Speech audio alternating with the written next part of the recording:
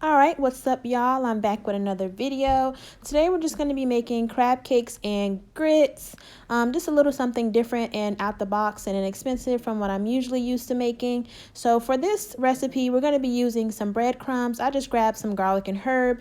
As you can see, I had some mayo, an egg. I have some cayenne pepper, garlic pepper, and crushed red pepper.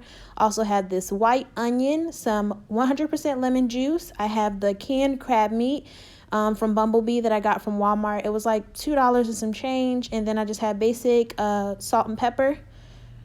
So let's get to it. Alright, so first you see me just taking out the white onion, and it's already halfway cut, so I'm just going to use pretty much almost like maybe half of this for this recipe. So I'm just going ahead and cutting off the end pieces of the onion where the stem usually is.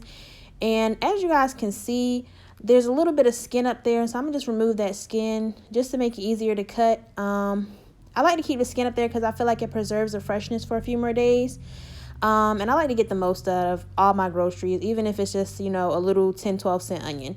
So as you can see, the onion already has these type of lines that go up and down. So I'm going to be cutting in the opposite direction when it comes to my chopping so that I can get it kind of like diced. At first, they're going to kind of look like they're cut julienne style, but I'm going to chop them up a little bit more to make sure they're nice and finely diced up. So I'm just taking my large chopping knife that I also got from Walmart, and I will leave the link in the description to that knife as well. If you guys want to purchase it, I think it was about 88 cents, y'all, and I love this knife. Like, it cuts so good. I feel like I'm like, I don't know, fruit slice ninja or something when I'm cutting up stuff with this knife. Like, I love it. So, like, as you guys can see, I'm cutting them up. They're pretty much diced as they are, but I'm also going to take this knife and just apply a little pressure towards the end and lift it up and just kind of do some rough chopping throughout the pile just to make sure that it's cut up just as much as it possibly can. So as you can see, like I just said, I just went through and kind of piled all the onions that I cut up into a pile and just roughly chopped through it again with my chopping knife. And I did this a couple of times until I felt like it was cut up to a nice size where I wouldn't so much taste as much as the onion. Like, I would get the flavor, but not just big chunks of onion in my crab cake, because I don't personally like that. But it's all up to what you personally like. So if you like the size, then I would keep that size. But I went through and cut mine up a little smaller because I like little bite-sized pieces in my crab cakes. So now that my onions are nice and now that my onions, okay, my onions are chopped up the way that I like them to be. So I'm putting them in the bowl now and just setting them to the side. As you can see, now I'm going to start working with my breadcrumbs. They are the garlic and herb flavor. I put in about 1/2 cup. And you want to kind of have a little bit of breadcrumb set to the side just for when we coat the crab cakes and put them in the pan. But I put a whole 1/2 cup in there to mix actually in the crab cakes. So now I'm putting in about 1/2 tablespoon of garlic powder.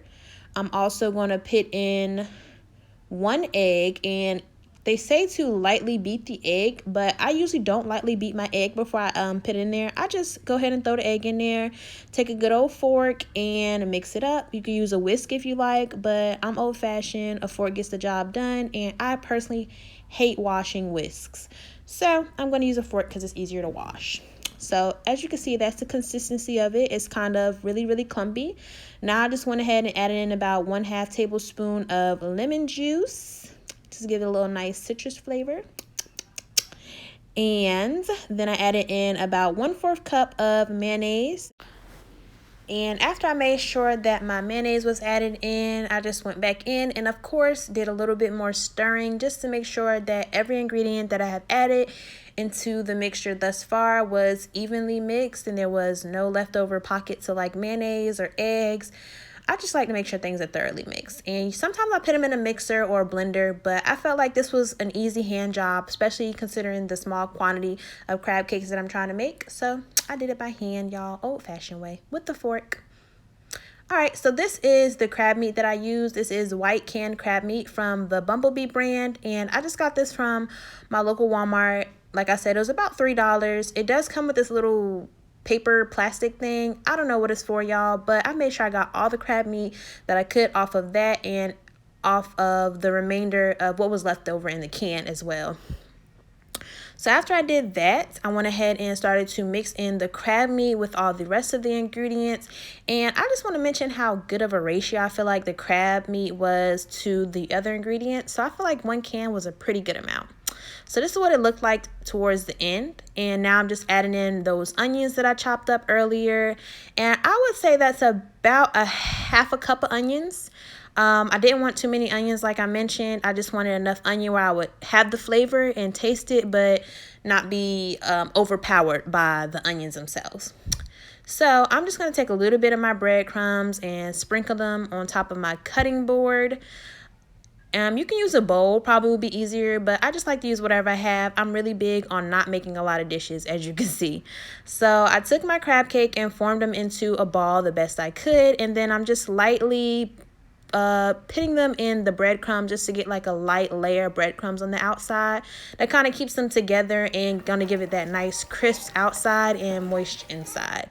So I'm taking about 2 tablespoons of butter in my skillet, and I just went ahead and added my first crab cake in there, and I have the heat on a medium low, and I'm just gonna let that cook for about 5 minutes.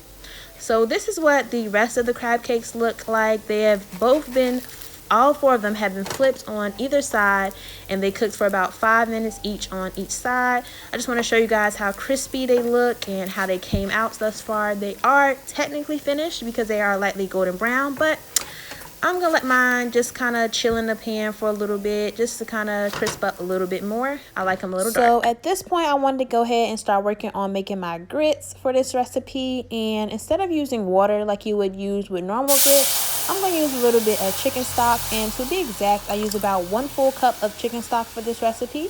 And I just went ahead and poured it in a saucepan and waited for it to come to a nice little boil. Now that it is at a boil, I just went ahead and slowly stirred in my grits. I put in about 1/4 cup, which equals out to about just 1 serving of grits. And you just want to slowly put that in there, and you also want to stir it. You're also going to want to reduce the heat down to a medium low, and then cover the pot and let it simmer for about 5 to 7 minutes. And just make sure you kind of stir it in between just to make sure it doesn't burn, because y'all, grits burn fast. So keep an eye on those grits, y'all, because you do not want them to burn up. So this isn't necessarily a step that you have to do, but I like for my crab cakes to be really crispy on the outside and just moist and juicy on the inside. So I went ahead and added about 2 of my crab cakes that I cooked inside my air fryer, and I set the temperature to about 350 degrees just for about 5 to 10 minutes per 2 crab cakes. So in the meantime, I went ahead and checked on my grits, and as you can see, they are finished. I added in a little bit of milk just to keep it nice and creamy, and then I also added in a little bit of this Italian herb stirring paste that I got from my Walmart as well. And I just like that because it gives it a nice extra herby flavor. So the end results of the crab cakes and grits are shown. And this is how it came out. I added a little bit of light cheese and thyme. You guys have any recipes of crab cakes that you'd like to share with me, please comment below. And I'm just showing you guys how crispy that outside is and how juicy the inside is with that nice moist steamed onion. And y'all, I cannot wait to sink my teeth into this plate. Make sure that you guys comment, like, and subscribe to this channel. And thanks for watching.